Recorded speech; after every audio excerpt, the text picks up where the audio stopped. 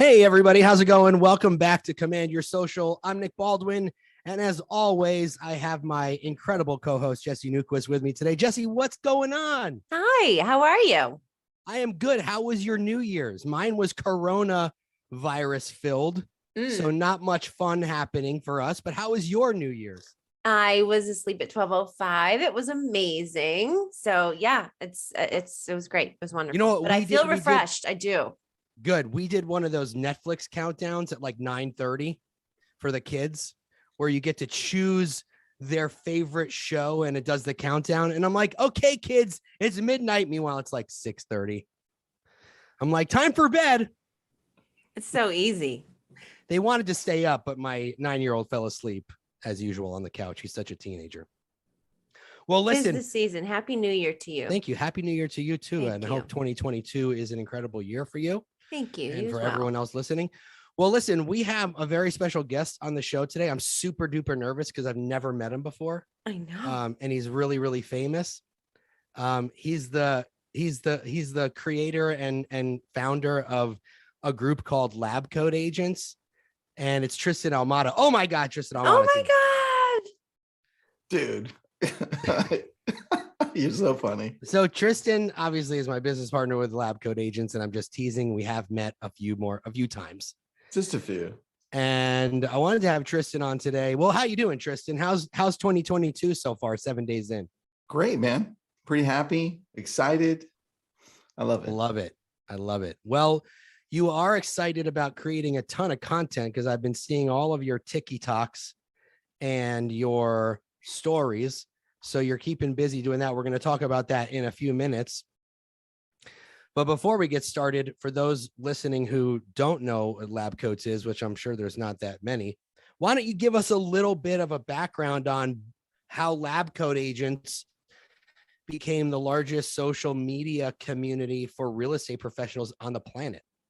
Awesome. Well, look, started Lab Coat Agents in 2014. After speaking around the nation with Realtor.com, I was getting the same question over and over.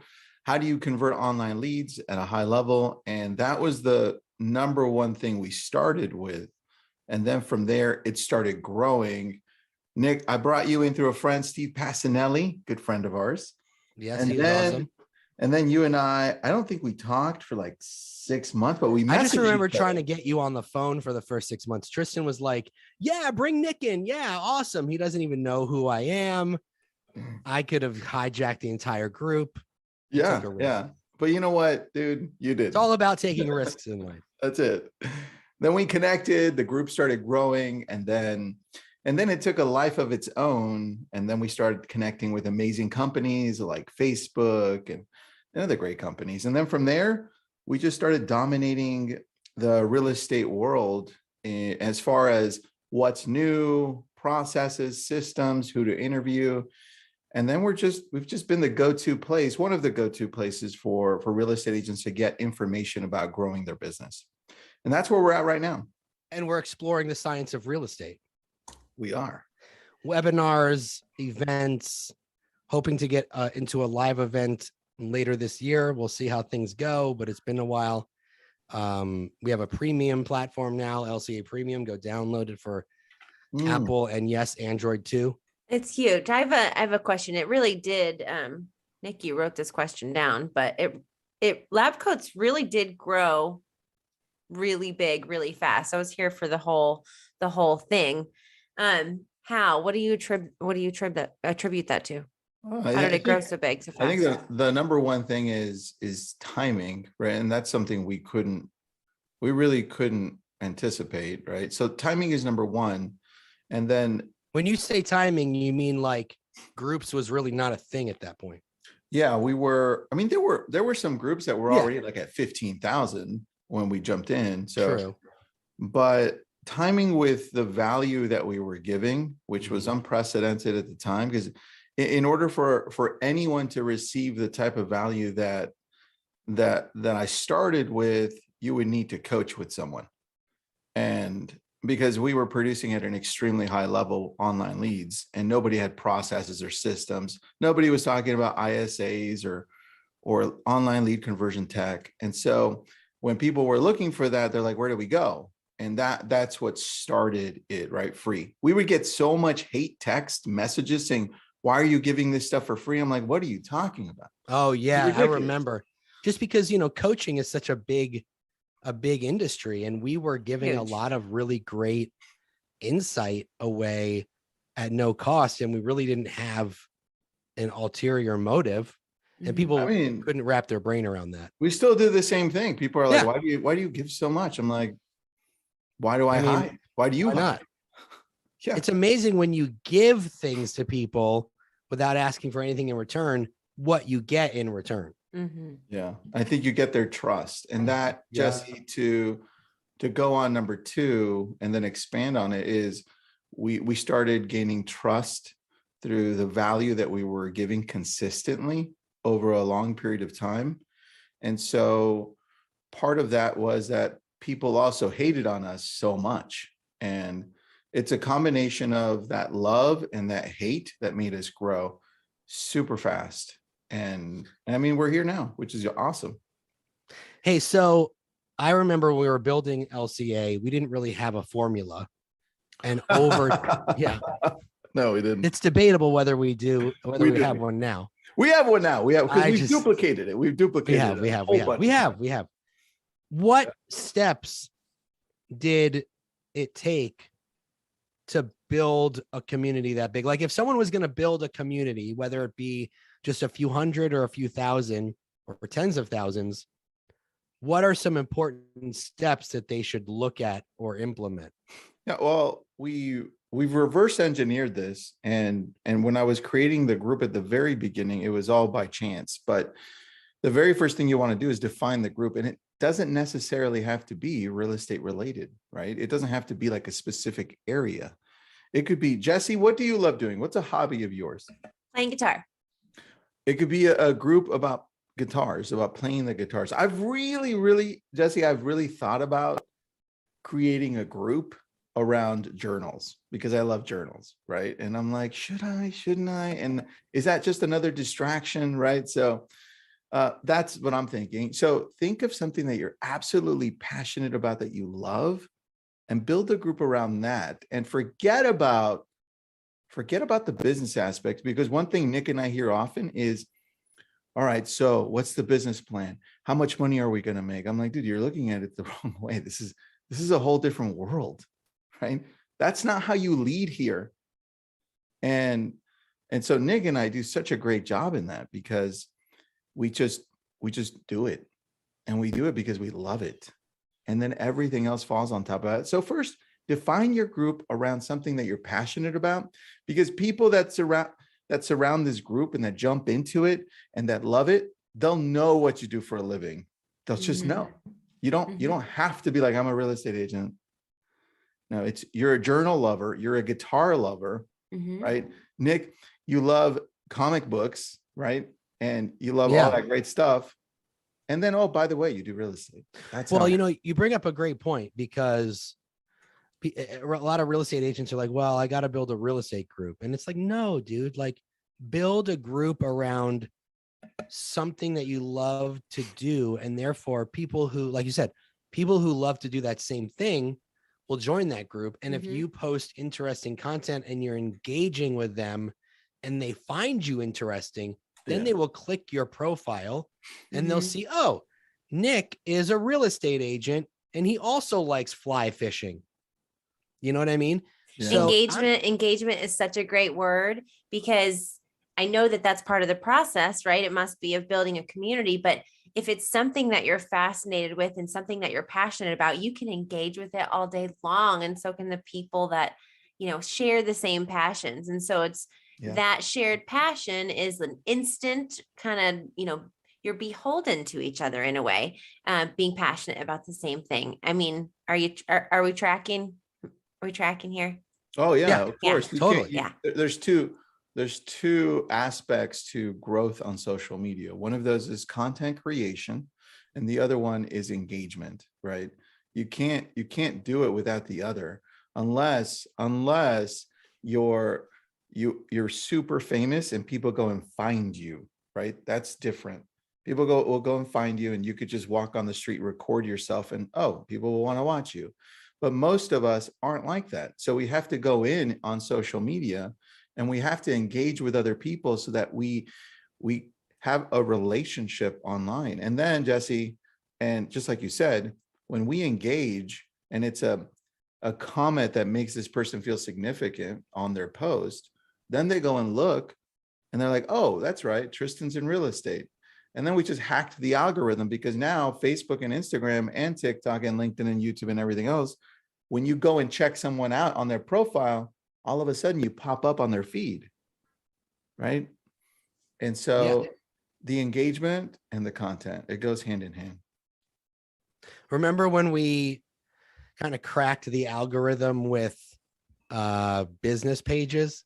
So this kind of goes along the same way. Like our group got so big, Lab Coat Agents got so big, that our business page with the same name started to get just massive organic reach, because people were talking about LCA so much and engaging in the group. So like if you have a group and you also build a business page around the same interests as that group, and the group becomes, people start engaging at a massive level, your business page just by default will start to get organic reach, which is really difficult to do because people are talking about you and what you're doing. Yeah, that's the key. So that's a good hack. And remember when we brought it up to Scott Shapiro, he was like, oh my gosh, you guys like, well, I think just cracked the code. Also the consistency in showing up daily in groups and social, so that you can see the changes that are happening, right? I think that's also the key to this, right? Can I ask about, can we stay on content creation? I'd love for, especially from the agent's perspective, the questions around content creation. All right, process for it. What's your process? Right, I'm going to sit down. I'm going to be organized. This is what Tristan does when I'm ready to create content. Step one. Yeah, so I reverse engineered that for my team here in LA. And what I realized is that most business owners, so not just real estate agents, most business owners don't have pillars. And when they don't have pillars or niches, they don't know what to post next, right? And that becomes a challenge, because you and I, Nick, it's easy because we just go with our passion. It just comes out naturally. We've been doing this for such a long time. But most people, they don't know where to start. And so what I did is I thought, well, what are the things that we need as business owners to communicate to the groups, to the people out there that we're trying to reach? And so I came up with 4 that we alternate through. And it's, you sell with a story, you teach, because we don't do that enough. We brag, but we don't teach, right? And we sell, but we don't sell with a story, right? So sell with a story, teach, you give advice on the things that you love, hobbies, the things that you love to do part-time. Like, dude, Nick, I love your background, bro. And I love when you show up at that awesome stuff. So that's number 3. And number 4 is talk about you, talk about your family, talk about your dog. I want to see what you're eating. I want to see what you're doing. Nick, you made me laugh with your post. I don't know when it was, yesterday, 2 days ago, when you put the trash cans in your trunk on the truck. That was I have my new house has a driveway that's like so a mile good. long.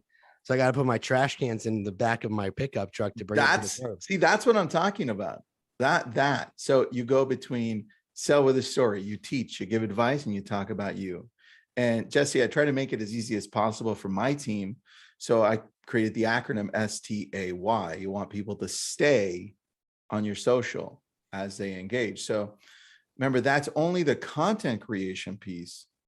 And so that's what I've been able to do. And then when I presented it to the team, they loved it. And I'm like, oh, this is a really good idea. And so then I started teaching it everywhere. But that's the stay formula.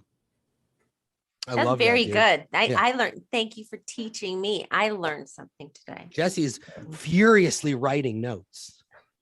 Share them with me later. I see the smoke coming out of your hands. They are these explosions.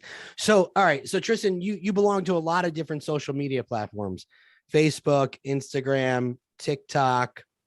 how do you differentiate what to post on those different platforms? Because, you know, Facebook is very different than Instagram. Yeah. Right? You good wouldn't, question. you could post similar content, but it has to be put out into the world in a different format, Yeah. right? So that's a good question. What's Well, happening? so wait, real quick before you answer that, you remember Brendan Kane, author of 1 Million Followers? Mm-hmm. He says Facebook is for shares, is for Mhm. sharing, and Instagram is for experiences. That's So good. that's always stuck with me.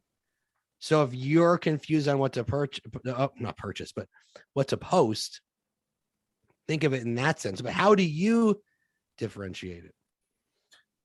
Well, I think there's a slight challenge just over 1 year, because what happened with TikTok is that everyone is trying to duplicate what TikTok has created.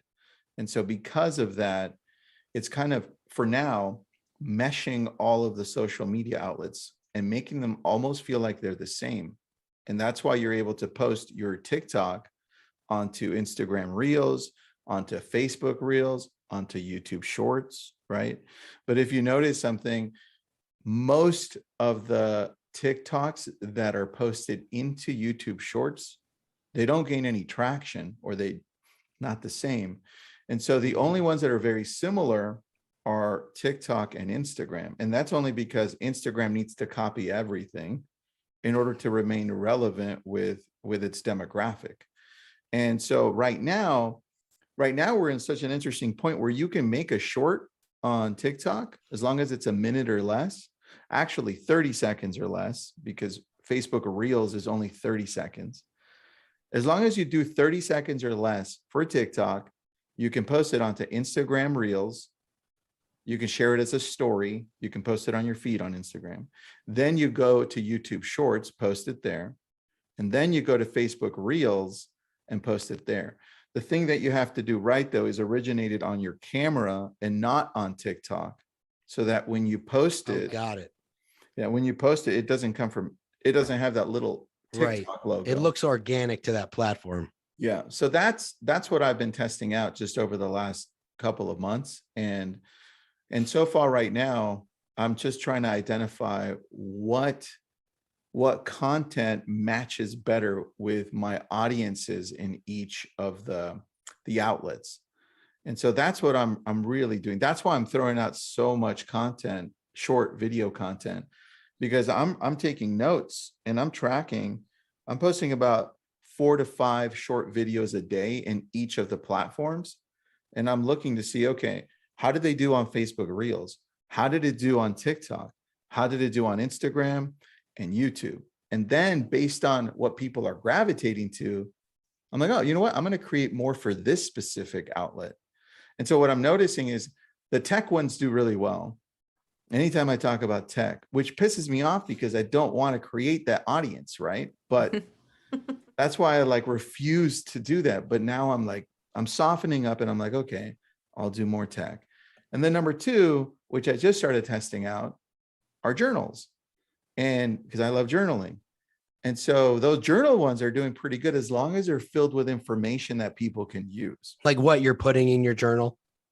Yes. So either how I like use Dear Diary. Today I was a fell in good love day. with Nick, right? Like that. I remember walking on the beach with Nick. Those were the good old days. Like that. Or like if you've seen the social media repurposing one as well, like that. And that gets a lot. So I'm testing out things like that. For now, I think we have an opportunity to repurpose your TikTok videos everywhere. And there's no difference right now. Just originate it from your cell phone. Originated from your cell phone. Yeah. Even if, all right, so let's say I didn't originate it from my cell phone. Can I repurpose it? What can Yeah. it be branded? Well, what he's can. saying is don't record it on TikTok and then take Right. a screen recording and then post it up on Instagram or Right. YouTube. And let's say that I did not do that. Let's say I originated it on TikTok. Is it too late? Should I not? No, look, I'd rather you just put it on everywhere. It doesn't matter if it has the logo, but what we have seen, and because Instagram and Facebook came out and said it, if you have the logo, it won't get as much Right. love. Their Because the algorithm algorithm will knows push it the down. logo. Yeah. Yeah. So That makes a lot of sense. but you know what? If that's the way you're doing it, I'd rather you put it out than not put it out. And if you're wondering how you track the engagement or reach on Instagram, you have to switch over to a business account. Yeah, then you can see the insights. You can see Right. how many people viewed it, if it was shared. Yeah. And it's Yeah. easy. If you have a It's easy. personal account, you can't see those things. And there's really nothing different other than the fact that there's a couple calls to action at the top, like, for an email or a message or whatever it is. Yeah. And when it comes to real estate on this specifically, what I would do, because I've done this in the past and some of them have gone viral on TikTok, is I sat down, let's say right here, and I have a list. Let's say I grab my journal. I've got a list of 25 topics, and that, let's say they're just titled. All right. Let's say it says zero down. Then the next one says 5 things to look for when buying a home. What to look for in a home inspection. All that, 25 things. I hit record and I start. And then every time I try to keep it to a minute under, and then I stop it, and then I go to the next one. Then I stop it and I go, and I do 25 in about an hour and 20 minutes. And then I send it to the team to edit all. And then we post one a day to TikTok, one a day to TikTok, one a day to. Okay, so that leads me to my next question then. So is your social media time blocked in your day, or do you just have like 1 or 2 days a week where you're like, okay, within this hour, here's what I'm going to do? You don't do it every day. It's a and then you split it up. combination. It's a combination of both. So sometimes, Nick, you and I have like instances where we're like, "Ooh, that's a good idea," and we Yeah. don't do it. But for the longer form and the ideas that I've laid out, I actually have a block time where I go, okay, right now, like today is when I'm going to write out those titles by doing research, and then I'm going to go and shoot it. And I know it's going to take me a total of about 2 hours. It's all going to be real estate content. And then we're going to send it out to the team to edit. And I was originally putting music behind it. I said, hey, put some music behind it, some copy-free music from YouTube audio, the audio library. And so I said, now remove the music. Let me, when you send me these shorts through Dropbox, let me download it, no music, and I'll put the music on TikTok to hit the trending music. And that has been working really well. Because the music, the sound. Okay, so that, I know you got to jump off in a minute, but that's a really good piece of insight there. Like, so the tracks that you're using, yes, play a big role in whether and how much reach you're going to get. The music that's trending on TikTok, along with the actions that are performed with that music on TikTok, are super key. But I refuse to jump in and dance. And you're not going to do the one. I'm not going to do it. So you're not going to do the one with the fists where they're like, all these questions about me. Dun, dun, dun, dun, dun, dun, dun. You know that really annoying one? Uh-huh. I can't stand that one. I can't stand I've got that to one. ask you, Tristan, about journaling. A fellow journaler here. Do you have like a quick journaling prompt that's like a go-to morning thing that you love, or what are you teaching us about journaling right now? On the journaling one, I think if I could go back to just one journal, it would probably be just a journal that you carry with you that has your thoughts throughout the day, because it's almost like it's giving you a moment to reflect. So like, for instance, after we're done here, I would probably take a minute and say, hey, what did I learn? Like, I know I took some notes, and is there anything that stood out? And it takes like 10, 20 seconds to write it out, but you have to get into the habit of it and just carrying the journal. And then what happens is, then when you're talking to people, because you're training your mind to ask questions, then you're like really listening and you're asking questions, and you reflect as you're speaking and listening, and it just becomes more thoughtful. So that would be the one journal I would tell you to do. Thank you. Journal. Sweet. Well, my journaling takes place at the gym because I have one of those gym journals. And I go, dear gym diary, today I lifted biceps and got super swole. You could really Yeah. stand a journal, That's a Nick. good one. You could stand a journal. No, but you know the guys who do write down what they're doing at the gym? I always thought that was kind of fun. Dude, those are the best, man. I Yeah. love my Notability. Okay, Notability app for iPad with my Apple Pen. Oh, beautiful. Oh, you have one of those, right, Tristan? Or you have the Yes. Remarkable? I have both, and I love that one. But I also like Good Notes. If you want to take out Good Notes is where Okay. Is Good Notes what is that? An app? it's an app for your iPad, and you can just have a whole bunch of different folders. It's very similar to Notability. Well, why don't we end like this? All right, give me your top apps for real estate. Like, what do you use most on your phone right now? For real estate, I probably use Redfin the most. Well, okay, just in general. It could be for content creation. It could be for, media, whatever you all use. right. So Studio is number one. Studio. Studio is number one. It got bought up by GoDaddy, so they changed the name. It was called Over. It was Over. Remember Over? Yeah. Yeah. I use Studio almost daily, and I use one called Retouch. It just removes anything from the picture really easily. That one's probably the second best one. And then I use Day One for journaling. I've been using that one since 2011. That one's nice. Probably the best one. And then Scannable. I love Scannable because it's so easy to scan documents with Scannable. Yeah. It's by Evernote. Oh, that's a good one. Yeah. And then the last one I'll probably tell you that I'm testing out is Superhuman. It's the email version of I think I've heard of it. Yeah, it's okay. I'm email version of what? What's what? Superhuman? It's the paid email version of Gmail, but it's called Superhuman, and it's by Google. It's not by Google. Okay. It's by a different company. They just they try to get you to inbox zero. Got it. I love it. it's I love okay. it. Thank you. It's I not got to bad. get there, It's not bad. man.